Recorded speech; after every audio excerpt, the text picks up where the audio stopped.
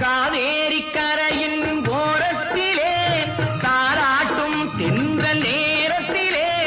கலந்து பேசிக்கொள்ள வரலாமா தனியே